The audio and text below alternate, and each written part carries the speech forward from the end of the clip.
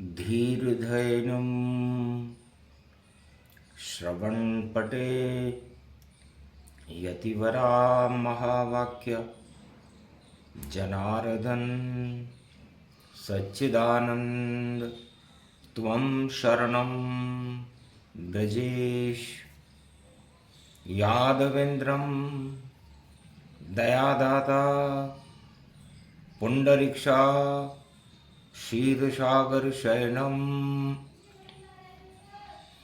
कमलनयनं नमस्तुते नमामि श्रीहरि। धैर्य से जिसको धारण किया जाता है, कर्णपटुओं से जिनका पान किया जाता है, ऐसे सच्चिदानंद भगवान श्री यादवेंद्र सरकार को मैं नित्य ही चिंतन करता हूँ, नमन करता हूँ। जिनको नमन करने से मंगल आदि मंगल तो हो ही जाते हैं, साथ ही में बहुत बड़ा बल मिलता है मनुष्य। राम रामेति रामेति रमे रामे मनोरमे सहस्रनाम तत्वतुल्य राम नाम वरानने। श्री कृष्णाय गोविंदाय माधवाय केशव क्लेशनाशाय त्वं शरणं व्रजेश। यादवेन्द्रं दुःखभंजनं मंगलामुखारविंदं गोपातीतं केशव क्लेशनाशाय सर्वविघ्न विनाशा। नतमस्तके नमो भगवते वासुदेवाय। श्रीहरि श्रीकृष्णा दामोदर मधुसूदना वासुदेव त्वं शरणं व्रजेश।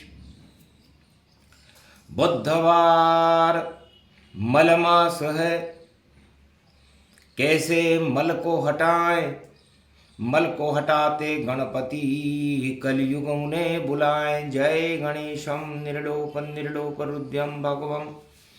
ओम श्री गणेशनाय गणनाय गणनायको वाणी विनायको वरसिद्धि विधियम समनीलकंठे शंकर सुवनम गौरीपुत्रम गजानंद गणपति गिरिजा सुवनम। श्री प्रथम त्रिलोक देवता पूज्यते चरणारविंदम चतुर्ध्यानम लंबोदरेकदंत गजानंद गणेश गणनायको करिवर वदनम सकल सिद्धिदायकम नृपाणी ते मूर्खा ते पूज्यते प्रथम पूज्य श्री गणपति। हे गणेश जी, कलयुग की काली काली माँ है, मल का मास है, बुधवार का दिन है, और मल को हटाने के लिए और शुद्ध बुद्धि को देने के लिए सबसे पहले हम इस भारत भूमि में आपका आह्वान करते हैं। आप हमारे भारत देश का कल्याण करो, और भारत की सीमाओं पर जो अग्नि की ज्वालाएं जल रही हैं, कुबुद्धि प्रकट हो रही है, उस कुबुद्धि को शांत करके इसे नष्ट करो। वीणा पुस्तक धारणी हंसारूढ़नी सकल सिद्धि गुणदायकम प्रतिभूतम परम प्रसन्न मुक्तिदायिनी। यदा यदा धर्मानि शक्ति जगदम्बे नमामि भगवती परम प्रसन्न मुक्तिम।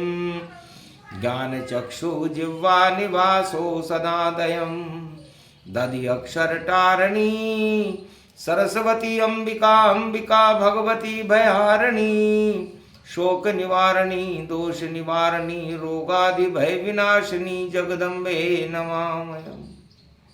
हे सरस्वती माँ, जब घोर आतंकवाद और हिंसा की आंधियां चलने लगे, मल का महीना हो, कलयुग चल रहा हो, चारों तरफ विश्व में घोर क्रांति के बिगुल बज रहे हों, ऐसे समय में हमें शुद्ध बुद्धि देने वाली वीणा पुस्तक धारणी का आह्वान करना चाहिए, हंसारूढ़नी का आह्वान करना चाहिए, ताकि वह सुमति प्रदान करे।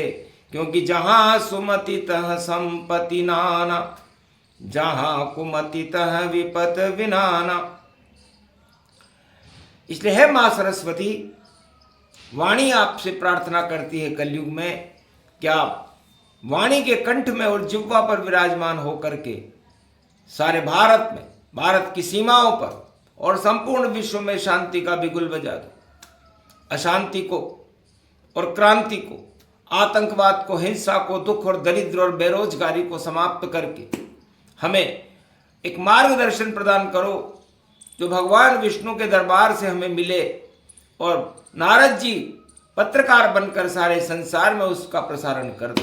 चलो क्षीर सागर में चले जिसे कहे बैकुंठ, नारद घंटा ध्वनि करे और चरण चापे महालक्ष्मी शेष शैया पर विराजमान भगवान विष्णु के चरणों का चापन करती है। उनके मुख का प्रतिबिंब अपने हृदय में और अपने नयनों में हमेशा देखती रहती है। गरुड़ पंख विहार करते हैं, शेष जी फूंकारे करते रहते हैं, और सारे अमृत तत्व को प्राप्त करने वाले ब्रह्मवेता उस बैकुंठ में उसके प्रकाश में लीन होकर के भगवान विष्णु की छवि पर लालायित रहते हैं।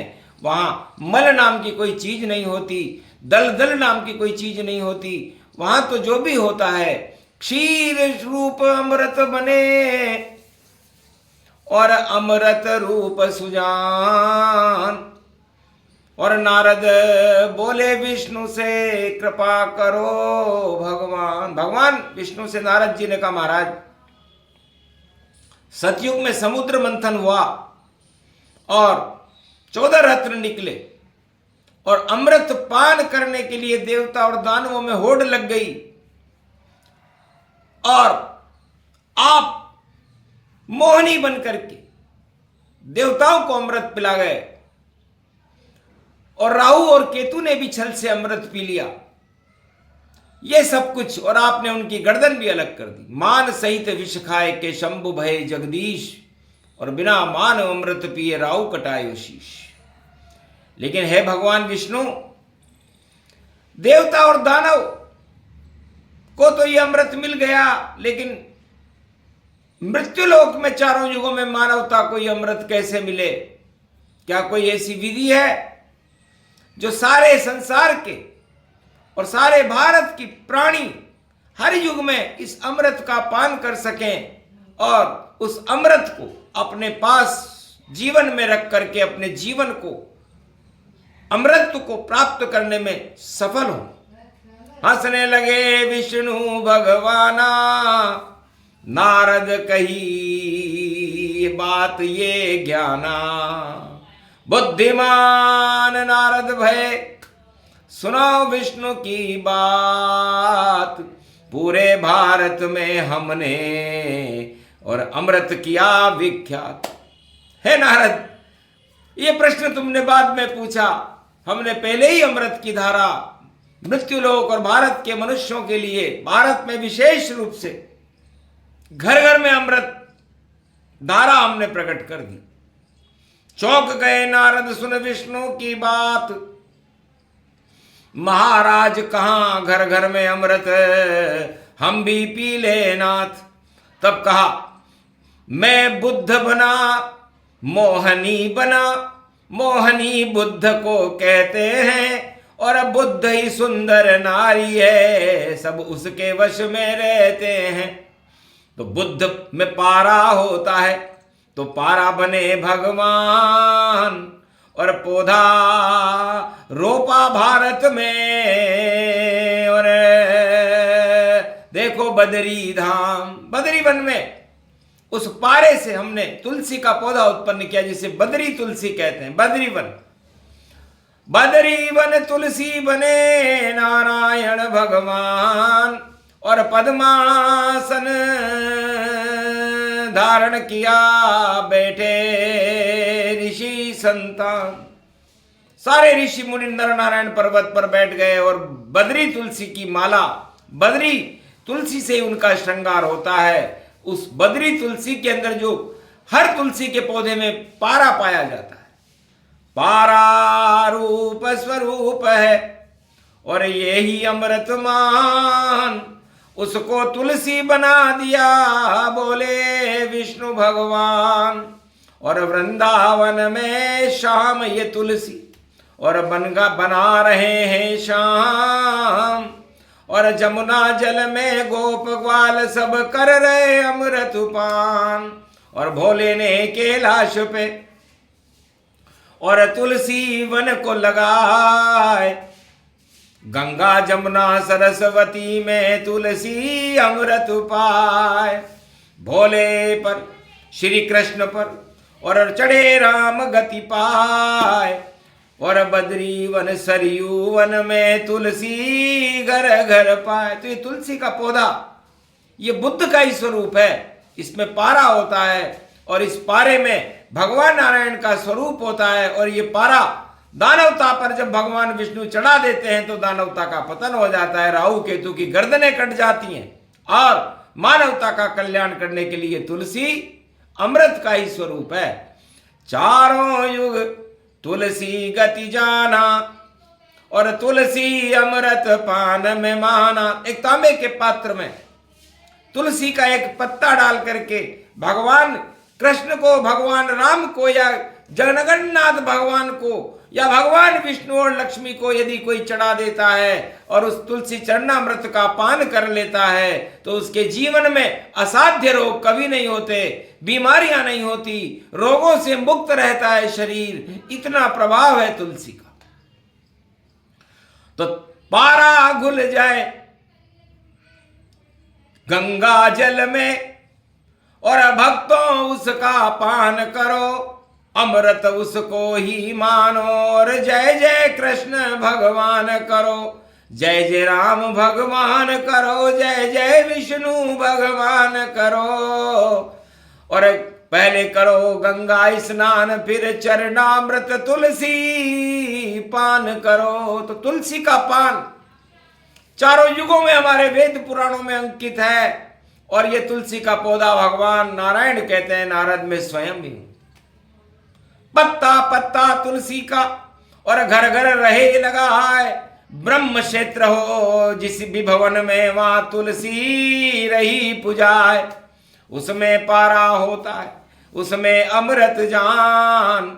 और जिस पे तुलसी का पत्ता चढ़े तो कीटाणु मुक्त वह मान। कितने भी रोगाणु हो, कितने भी कीटाणु हो, कितना भी प्रदूषण हो, लेकिन किसी भी भोजन सामग्री में या जल में या किसी भी वस्तु में जब तुलसी का पान या मुख में भी कोई रख ले, मरते हुए व्यक्ति के मुख में यदि दही और तुलसी का पत्ता रख दे तो बैकुंठ को चला जाता है। ये भगवान विष्णु ने नारद को बताया। कितना भी पापी हो, मरते मरते भी चरणामृत और दही का अमृत पान। दही में तुलसी मिला करके खिलाने से कैंसर ठीक हो जाते हैं। ये श्यामा तुलसी होनी चाहिए। तो श्यामा तुलसी दही में और देव रोगी चटाए। और जहां गोमूत्र गोबर का ठाण हो उसमें खाट पे देव सुलाए। जहां गोबर हो, गोमूत्र डलता हो, उसमें खाट बिछा करके उस रोगी को सुला दो। और श्यामा तुलसी के 48 पत्ते लेकर दही में उसको घोट करके पिला दो तो कैंसर जैसा असाध्य रोग भी ठीक हो जाता है और रोगी स्वस्थ हो जाता है। इतने अणु पारे में है और पारे से ही सब होता है। और बुद्ध विष्णु का रूप बने, ये विष्णु खुद वहां होता है। तो शालिग्राम विष्णु बने और कर लिया तुलसी विवाह। इसलिए भगवान शालिग्राम ने देव प्रबोधनी एकादशी पर तुलसी से ही विवाह किया। बुद्ध स्त्री बन गई और भगवान विष्णु पुरुष बन गए और स्त्री और पुरुष का विवाह हो गया। उसे तुलसी विवाह कहते हैं। गुप्त से गुप्त लुप्त अति राखा और वाणी आज तलक नहीं भाका। तुलसी समझ सका नहीं कोई, तुलसी चरणामृत अमृत होई। तांबे के ये पात्र भवान। यदि कोई काले पत्थर के महादेव के ऊपर किसी के ऊपर कानूनी संकट आ रहा हो, शनि की 7.5 चल रही हो, रोगों में और कानून के शिकंजों में घुरा हुआ हो, तो उसे काले पत्थर के महादेव के ऊपर तुलसी चरणामृत गंगा जल चढ़ा देना चाहिए तांबे के पात्र में। तो उसे सभी समस्याओं का समाधान हो जाता। अमृत रूप तुलसी गति जाना और दिया जलाओ परिक्रमा माना। तुलसी की परिक्रमा करनी चाहिए और विशेष रूप से एकादशी और पूर्णिमा को करनी चाहिए। गोवर्धन परिक्रमा भी तुलसी की परिक्रमा ही है। पूरा वृंदावन तुलसी वन है और शुक्ल पक्ष में एकादशी से लेकर पूर्णिमा तक आज भी चारों युगों में गोवर्धन की परिक्रमा होती है। तो गोवर्धन परिक्रमा करो या करो तुलसी परिक्रमा जाए, सब विष्णु की कृपा मिले और मंगल घर घर पाए। तो सभी मनोकामनाओं को पूरी करने वाली तुलसी, और ये तुलसी का पौधा ये अमृत का स्वरूप है और इसे ही अमृत कहते हैं। तो ये मनुष्यों के लिए हमने चारों युगों में रखा, देवताओं ने तो पूरा अमृत पान कर ही रखा है, दानवों में राहु ने किया और राहु और केतु के 2 टुकड़े हो गए, बाकी दानव इसका पान नहीं करते, तुलसी से उन्हें चिढ़ रहती है। और सभी मनुष्य जो तुलसी को अपना सानिध्य मानते हैं, तुलसी को अपना इष्ट मानते हैं, वो भगवान विष्णु का ही स्वरूप है, लक्ष्मी का ही स्वरूप है, उसमें पारा होता है और उसका पान करने से कीटाणु नष्ट हो जाते हैं। कोरोना हो या एड्स रोग या रोग कोई सा हो भारी, गर तुलसी चरणामृत पान करे तो हट जाए व्याधि सारी। सूक्ष्म में ये कलप सुनाया, अमृत ज्ञान जगत को कराया, वाणी ब्रह्माणी बोल रही है और देखो अमृत ढोल रही है, मल का मास मल सबई हटाया और तुलसी अमृत भारत प्रगटाया। तुलसी कल्प के पाठ को सुने सुनाए कोई रोग नहीं, देहिक देविक भौतिक सारे ताप पल में क्षय होए। बोलो जय श्री। आज के आनंद की